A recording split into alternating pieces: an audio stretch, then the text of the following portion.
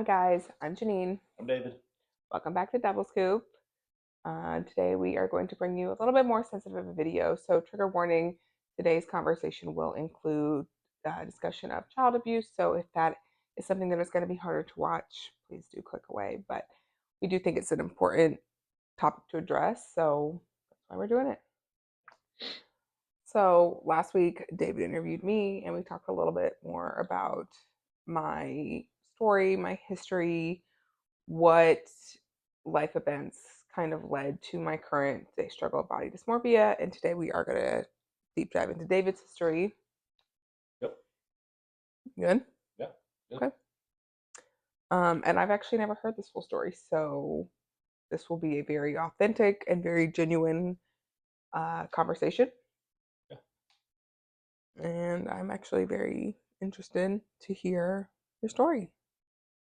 Tell me when you first became aware of really your physical appearance and what you didn't like about that when you first were like, I don't love the way I look. Where did that start for you? It wasn't necessarily a one moment. Um, Told you guys in our first video that I was abused as a child from the ages of 8 to 10 by a male neighbor, and it was hard for me as I became a teenager and started having to dress out for gym class in middle school and high school, and just the when you go through abuse, the thoughts that go through your head later in life are terrible. And for the normal person, they're all illogical thoughts. They make no sense at all. But to someone that's been abused, they're very real and very just deep, awful thoughts, um, like dressing out for gym or something. Hey, I'm changing my clothes around a bunch of guys, and I'm in it's a very vulnerable position to be in. And does this mean someone is looking at me differently? Even though no one knew my story, I didn't share it with anybody. But is someone looking at me differently, or is someone attracted to me, or is someone gonna, if I'm here with just one other guy in the gym or in the locker room, is it gonna happen again? Or, just all these terrible thoughts. Um, and so changing for gym class in middle school and then in high school, and then when I was a junior, I joined weight training, and I was super super skinny. I graduated high school at 185 pounds, and I was 6'5". I'm 6'4". Sorry, never been 6'5". 6'4", 185 pounds, super skinny, super tall. Had zero friends at school, and just not I just didn't feel good about myself because I got made fun of a lot for being so tall and skinny. And I'm not going to make this channel religious, but I grew up in a very religious household, and so I was already kind of an outcast. But just the feeling of being vulnerable in the locker room and being so skinny, and just thinking, if something were to happen right now, I can't protect myself. Mm-hmm. I'm really scrawny. I'm very weak. I'm like, what am I gonna do? I'm not intimidating at all. I'm not. No one's looks at me and is like, oh, he's a tough dude. Yeah. No, no one ever thinks that. So it was just the culmination, I guess, of the thoughts that were in my head constantly, and then just knowing my size and all of that. So would you say just kind of that combination from that traumatic event of going through abuse and then being in school, whether it be dressing out or whatever, being in another vulnerable position, those two things plus, feeling lanky and awkward and very scrawny, did you just feel like I am not in a position to protect myself?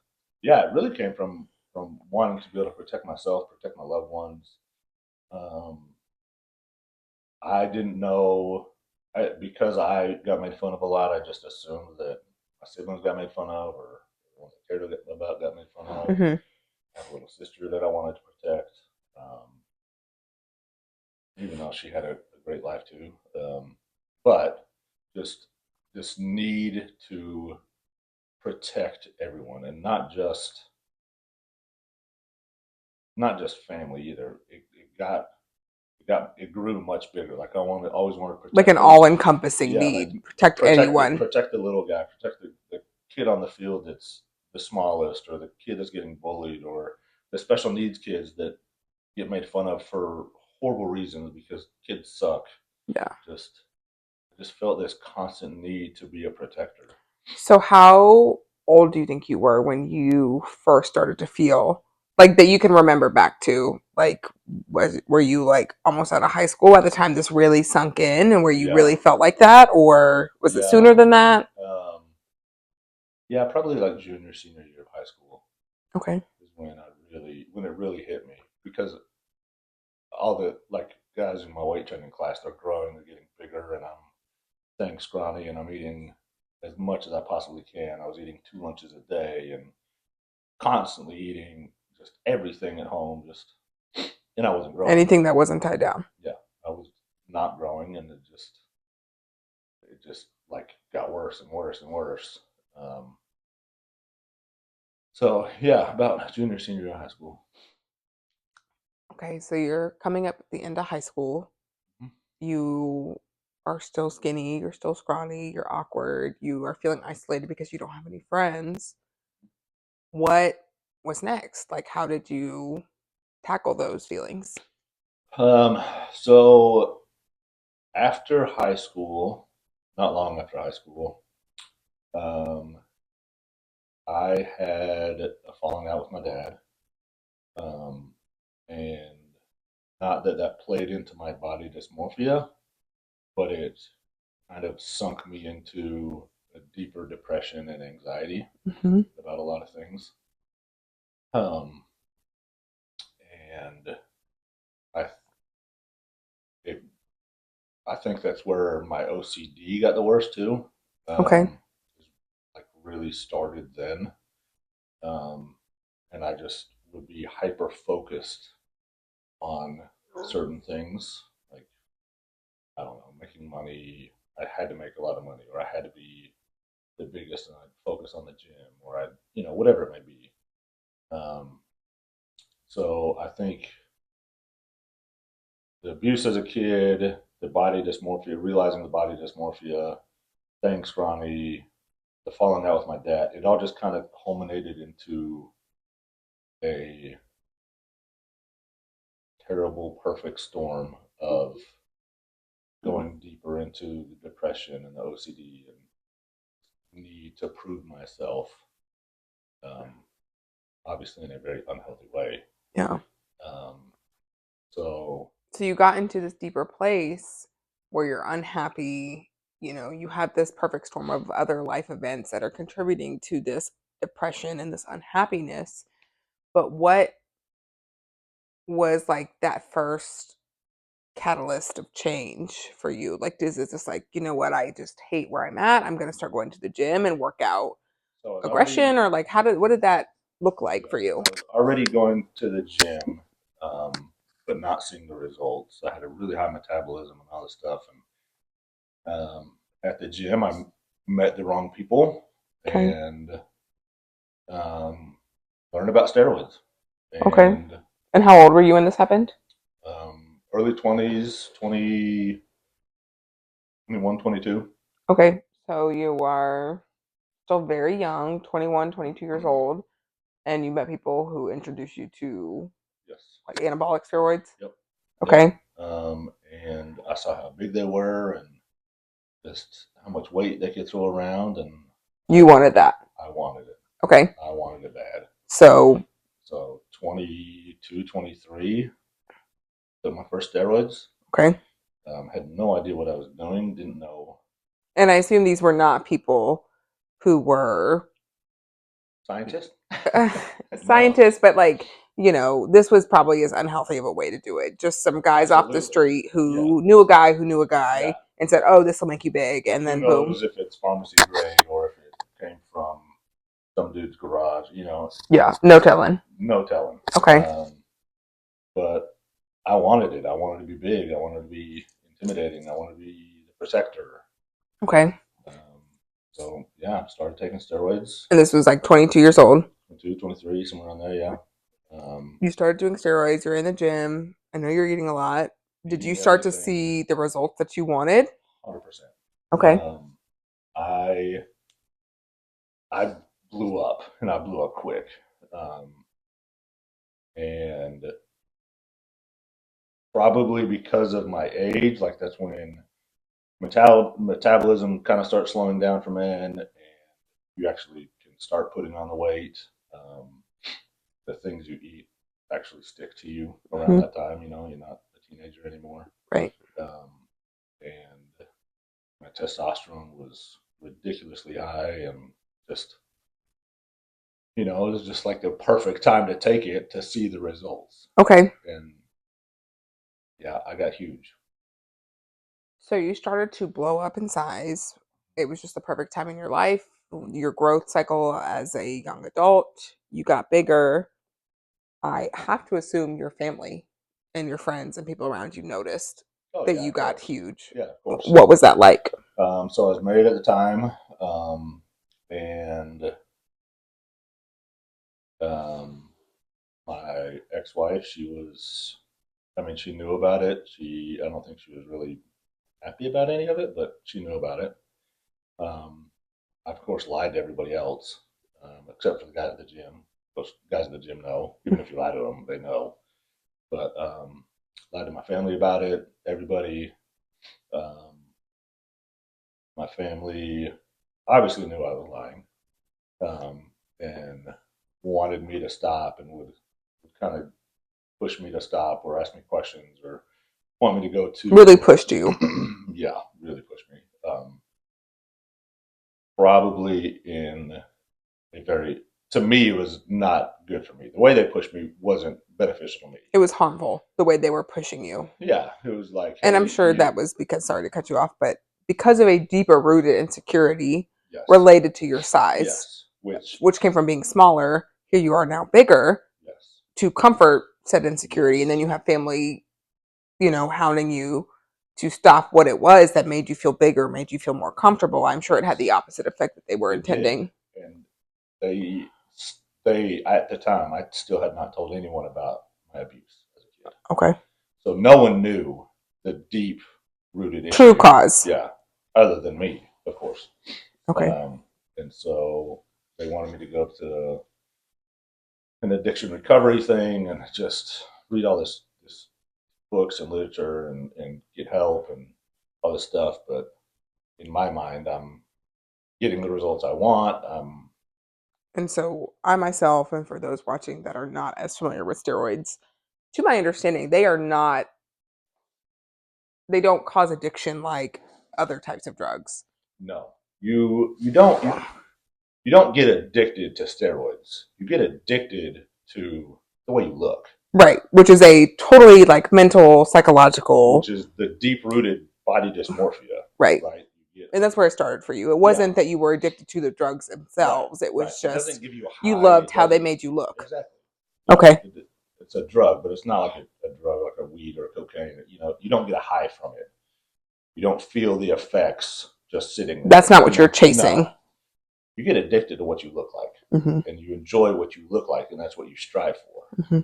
Did you feel strong? I don't know if that's how they work. I mean, again, I'm not very Yes. familiar, So but so you they felt stronger on them. Maybe you could satisfy that need of wanting to protect yourself and your loved ones more when you were on steroids, you think? yeah, for Or, sure. So the other part of taking testosterone is it kind of kind of bloats your ego. You kind of you feel stronger. You think you're stronger. You think that you're big and bad, and you get a bit of an ego. So that it does affect you in that way mentally, but it's not a high. It just makes you think that you're kind of better than you are.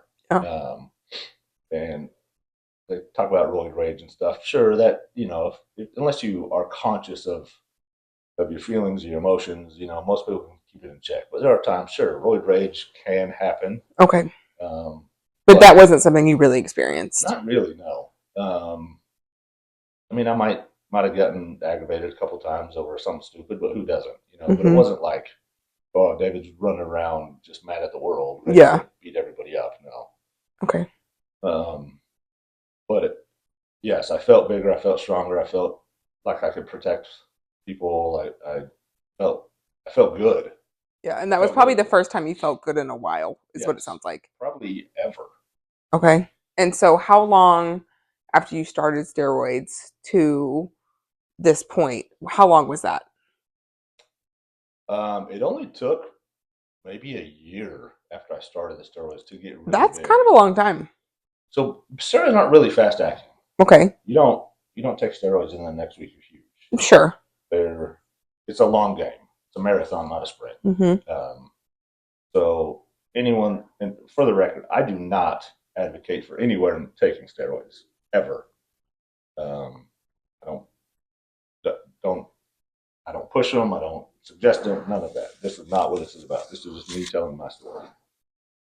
But yeah, steroids. It's a long game. You don't just blow up overnight. I mean, it takes time because you Consistency. still have to eat. You got to take You protein still, you're intake. You got still to go to eating, the you're gym. You got to training. yeah. Okay. I was at the gym way too much.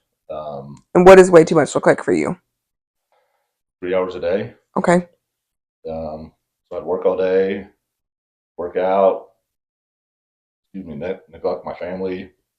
Um, had a kid on the way, and just was not. I just wasn't a good person, honestly. Yeah.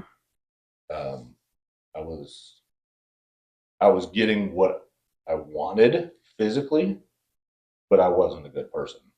Emotionally, you were not treating issues. You were just No, physically addressing no, them. yeah, it was all just superficial, just thinking being huge would fix my deep issues, and it didn't. Um, I ended up cheating on my wife, and um, at that same time, I had my appendix decided to quit working. So I had emergency surgery to get that removed. Um, I think my family thought it was because of the steroids and other stuff. Was it? I have no idea. I don't think so, but I'm not a doctor, so I don't know. Okay. Um, but yeah, appendix quit working, so I'd have emergency surgery on that. Um, had a little baby at home. Just yeah, and cheating on my wife. It just You wasn't. still just weren't in a good place. Like Not at all. physically, sure, you addressed some of those concerns, but No, deep down, that didn't fix the root of the problem. no. And right before um, my son was born, is when I told my wife at the time about my abuse as a child, and she's the first person I told. Okay. Um, and didn't go over that great. He blamed. I won't say she blamed me, but she did wish I said something sooner Sure. because obviously we have a kid on the way. I was abused as a kid. Statistics say a lot of things. I mean, I think hindsight's 2020. There's not a rule book No, anywhere on how to handle childhood trauma and whatever. no. So, I hope that you don't feel any type of way about that because I don't think there's a right or wrong way to handle it. And it's definitely one of those things that are easier said than done. It is easier said than done, and I didn't know how to handle it at all.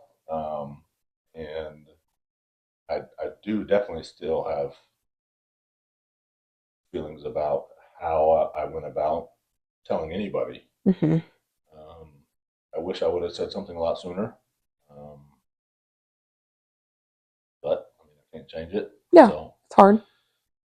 yeah, told her right before son was born, then not long after told my parents. Um, How did your parents react? Not at all like I thought they would. How were Um, you hoping they would react? I don't know. I've thought about that a lot. Um, I know how I would react if one of our kids said that to me, to us, um, but only because I've lived through it. I don't. If no one's lived through it, how do you react? I Hmm. don't know what the right or wrong answer is. Okay. Um, I I guess I thought they would have. I don't know. Been like, holy crap! I'm so sorry. What can we do? Just very nurturing, and But I was also an adult, and I was married, and had a kid on the way, and just so. Was it their place to be like that, or was it my ex-wife's place to be that way? I don't know. Okay. And so maybe don't know how you wish they would have reacted, but what was the reality of how they took the news? I felt like they just kind of brushed it off. Okay. Um, and I don't think anyone in my life even knew how to take it really, because no one I know. It was the first, it sounds like, not to cut you off, but this was the first time they had gotten any type of news like that. So they had nothing to compare it Yeah, to. yeah. And not just my family, like anybody, anyone that knew didn't had no experience with that. Hmm. So I don't think anyone really knew how to deal with it, including me, um, especially me. But it just felt like it was kind of brushed off, and it just was what it was, and it happened when I was a So kid, and help me with the timeline again. You had been on steroids for how long before you told them? a couple years. Oh, so so we're jumping forward a few years now. Yeah, so my son was born when I was 24, and I told them right before he was born. Okay. So you're 24 now. You've been on steroids for a few years. A couple years. You have a kid on the way, and you admit to your closest circle of family and friends, hey, No friends. no friends, just family. Hey, I was abused as a child. They didn't take it the right way. Then what? That really pushed me into a deeper depression. Because no one reacted how you had No in one, mind, I didn't feel, supported I didn't or feel like I got the support that I needed. okay. Um, and I did start therapy, and even with the therapist, I don't even think I looked for the best therapist. It was, Just to check a box at that time, you kind think? of, yeah. I mean, I couldn't afford really a good therapist, um, and so it was just I don't know. It just didn't feel that, like, yes, that's the way it should have been handled with the Sure. therapy and stuff, but it didn't feel like it was making progress for Sure. me. So you're in therapy really to check a box at this time, but you're not really making the progress you needed to. No, And how old are you? 24, 25 at this point? You're still bigger because I didn't stop the steroids. you're on steroids still. Mm-hmm. You're still in the gym. When was there a turning point for you? So you're in therapy that's just kind of checking a box, but not really because you're actively working on it. You're maybe not with the right therapist. You're still on steroids. You are still struggling with your family handling the news, how they're processing it. You don't feel like they're super supportive. Like, how long were you in this place before you saw any type of change? Yeah, several years actually. I was still going to therapy. Um, I was still married. I hadn't gotten divorced yet. Um, had another kid on the way. Um, she was born when I was 26, Hmm. 6.5, somewhere around there.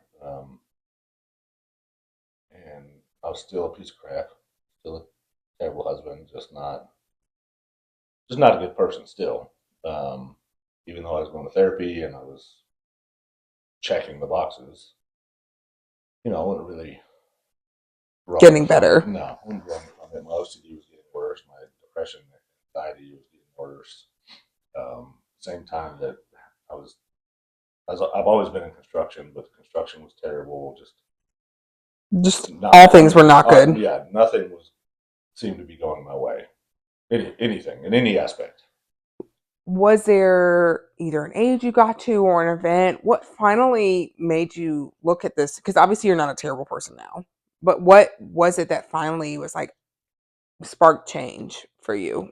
How long I until you got think to that? When did that happen? Like, where was it? Where did it click? Where did you hit this turning point? I think my lowest point was um, we got divorced when my daughter was one. So 13 years ago. Um, got divorced, and really, the divorce was nasty. I can afford an attorney. Of course, I cheated on her, and I was just not a good husband at all. And so she, rightfully so, just absolutely threw the book at me, which I deserved. Um, had to get drug tested specifically for steroids. So that's what caused you to stop. Yeah, actually, stopped the steroids. Had to have proof of before I could even spend time with the kids. I had a proof of no steroid use, and had to go to a therapist to prove I'm a fit father, and like all this stuff, right? Yeah. And at the time, of course, it made me really, really mad, and seemed way over the top. Um, but I understand where it was coming from. Did you understand that at the time, or you understand that now? I understood it. I understood a couple of years later. At the time, no, I didn't get it. Okay. Um, so it took a couple of years for that to sink in. But stopped the steroids. Um, I was also selling things I shouldn't have been selling at the time just to make more money because construction was terrible. And I cut ties with all those people. Um, really just Really looked for a new leaf to turn over. yeah, just needed something new, fresh, healthy, beneficial to me, not not just making more money to make more money. Like I just needed it's time to restart. Um, didn't want to leave where I live because kids are here, all that stuff, but needed to, really straighten out my life. So, like, obviously, you've wanted to get bigger. That was why you started working Yeah, out in the first yeah. place. Do you worry about that creeping back in at all? I don't because I have a really good support system. Um, I can't thank you enough. I'm being serious. Um, I don't do anything. you compliment me daily. I And do because so, you look great. well, I look in the mirror and yes, I'm okay with how I look, but if I get naked and you're like, ugh, or whomever, not just you, but I'm saying, I would never do that, I, first of all. I don't think you would. But if you, or even if you didn't say anything, no compliment or not saying nothing is just as bad as a dig. Okay. You know what I mean? Like, Hmm.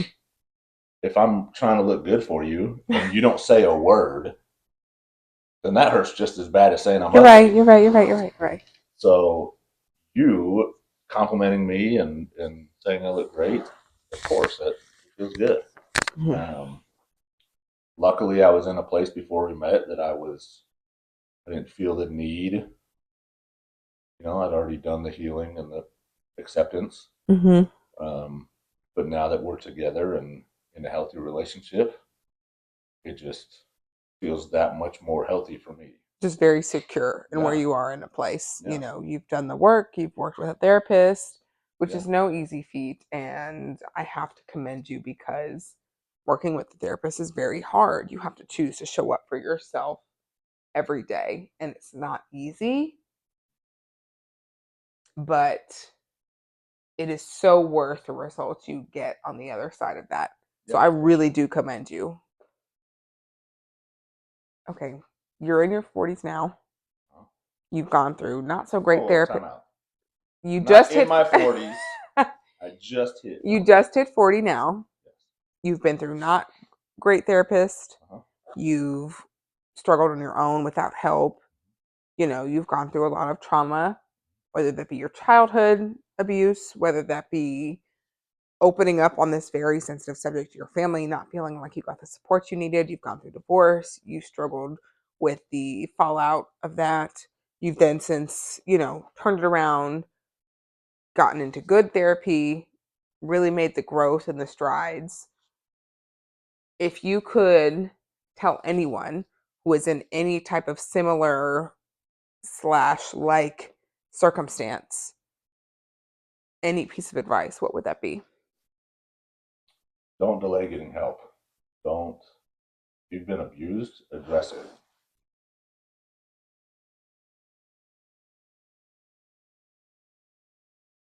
You you're not happy with something, address it. Go to therapy. If things aren't healthy relationships with your family, address it. If you are feeling anything, any negative thoughts about anything, please address it. If you don't know how, talk to a therapist. If you can't talk to a therapist, ask us. We'll give you the best thoughts we have. Well, of course, we're not therapists, but we'll give you the best thoughts we have. The best listening ear. Yeah, anything. Just don't delay addressing things. If you could go back, is that one thing you wish you would have done differently? 100%. Yeah. I wish I would have opened up about the abuse when I was a child. I wish I would have fixed my relationship with my dad. He passed away last year, so unfortunately, I didn't fix it all the way. Um, things are much better with my ex-wife and my kids and all of that, so that's finally in a healthy place. But anyone out there, please do not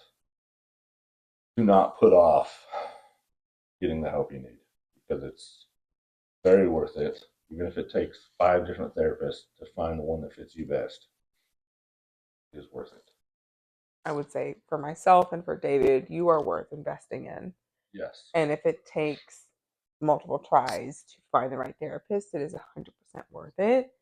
If it takes multiple tries finding the right outlet to express yourself, to work through any type of trauma or any type of discomfort that you have, whether it be related to something you've experienced or something within yourself, you are 100% worth it. We want people to be happy and healthy and be the best version of themselves they can be. Um, that's the goal of this channel, right? Just help people Yeah, any way we can. just be the most, If you can relate to us, yeah, we're good. relatable, realistic. We are just two normal people Mhm. working on ourselves daily. Yep. It's not always perfect. We've got just as, a million things going on. And that's one thing I really appreciate is because I think this is such an unexplored or underdeveloped space, niche, whatever you want to call it. I could go find 10 influencers on the internet that do this for a living, but we've got real jobs, we've got families, we've got a million other things we're juggling and just life, but we are still trying to make our health mentally and physically a priority. We still Mm-hmm. have goals we're trying to reach.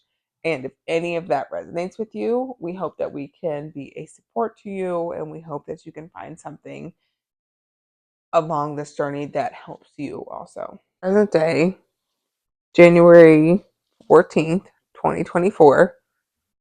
Where would you say you are at with your body dysmorphia? I'm in a really good spot, I think. Okay. Tell Um, me more. we've talked about the goals of me wanting to gain weight at the gym, get bigger, and whatever. But Sure. of course, I want to do it in a healthy way, mentally and physically.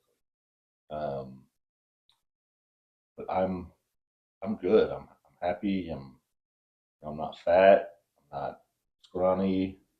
I'm for my height, I'm a normal weight. Um, I do definitely still struggle with my legs not growing. Sure, but we have a Um, reason for that. we have a reason, but that doesn't. It doesn't make the body It, dysmorphia to go away. And it I don't doesn't say make it. that to dismiss it. No, no, I didn't take it like that. But it's, I see the people at the gym that look at me. Um, my upper body definitely is out of proportion compared to my lower body. Um, but And I will say, if those people knew even half of the injuries you've had, they'd probably feel like jerks. they probably would, but they don't know. And so I see the looks and I see the comments like I skip leg day and blah blah blah, and that will probably always affect me. It Mhm. doesn't affect me as much as it used to, um, but it still, of course, hurts. You Mhm. know, um, so take away my legs, and that hurts my feelings some. Other than that, I'm doing pretty good. So, what do you tell yourself when you look in the mirror every day? Even Truly, when I look in the mirror and I see my legs, I look at the scars on my legs and I see the surgeries and the I mentally the rehab I've gone through and the months and months I've been on crutches and laying in bed with whatever Mhm. just um, stuff crosses my mind daily, just like the abuse crosses my mind daily. Just really. Yeah, 100%. Okay. Um, so I you can't take away what I've been through or the body dysmorphia, but you got to remind yourself every day that you're in this place and there's reasons for it. Mhm. Everyone has a past. Everyone has things that they're dealing with, and nobody's perfect. Instagram is fake. TikTok is fake. You see all Sure the is. glamorous parts. You don't see the real life. Yeah. Um, and so real life is this, and I got a pretty great life. I'm really happy that you have recognized that and done the work, and you're in a place now where it's a little bit maybe more logical when it comes to your body dysmorphia. And you know, we've said it before on this channel, especially, but like progress is not linear Yeah, and it takes a lot of hard work it and does. consistency and time. Yeah. And there's just no substitute for that combination. No. And I'm sure I'm not. I'm sure I know I'm gonna have bad days. There's gonna be days where I look in the mirror and I absolutely hate what I see, and I'm gonna be really hard on myself. Um, and that's okay. Hmm. It's okay to have bad days. Yeah, I think As that's part long of it. it is, but as long as your good days outweigh your bad days, Yeah. you're doing really good. And then I think having the support in place to really reinforce those good days Sure. keeps them Yeah. repeating and, just that combination, that streak or whatever you want to call it. Yeah. Just one good day after another because you have the support, you have the resources, and then you have the mindset to kind of keep going. Yeah. I think that is really the best recipe to kind of combat the body dysmorphia, to Mm-hmm. combat some of your struggles, and just keep pushing. Yeah. Definitely. Do you have any final thoughts you want to share with those people watching that may be in a similar boat? Really, from the truly from the bottom of my heart, our hearts, we just want people to be able to relate to us. Hopefully, you grow from this. Hopefully, you benefit in any way. Um, I have a lot of love for everyone in this world. Um, no room for hate. Shouldn't be room for hate. Accept yourself the way you are. Beautiful. Love you. You don't have the support system. 1,000,000% be your support.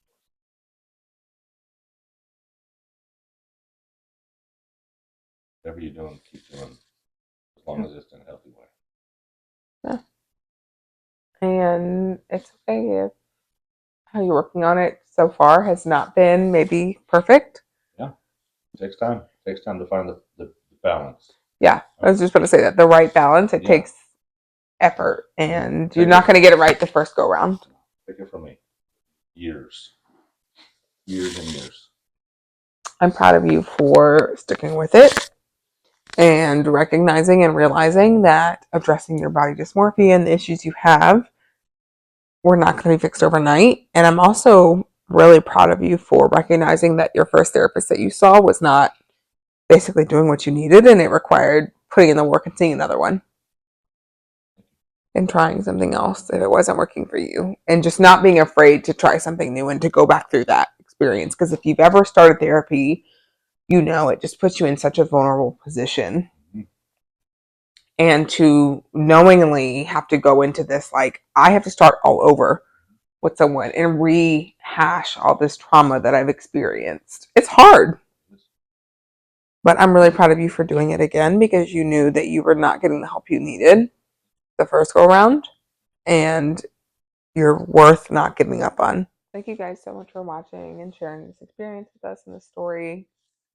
We greatly appreciate it. We'd love to hear your stories, how you guys have dealt with and come to terms with your body dysmorphia yourselves. So please comment below. We'd love to hear about it. Let us know if we can help you. Yeah, happy to listen. Happy to talk to anybody that needs a listening ear. But until next time, we'll see you later. Double scoop is out. Double Scoop is out.